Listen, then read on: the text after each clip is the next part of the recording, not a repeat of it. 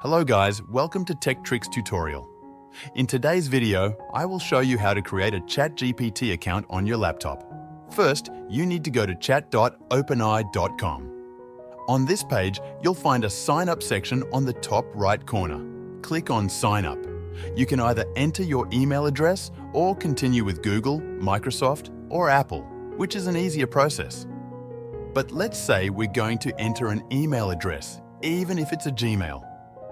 If you don't want to use the one-click sign-on option, just enter your password.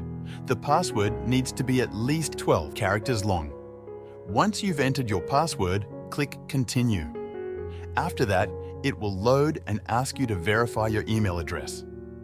Check your email inbox for a message from OpenAI. Click the big Verify Email Address button in that email. Once you do that, it will take you back to the platform. Now, you'll be asked to fill in some basic information. Go ahead and fill that in. For example, your name and birthday. Once you've filled that out, click Continue. Next, you'll be asked to verify your phone number.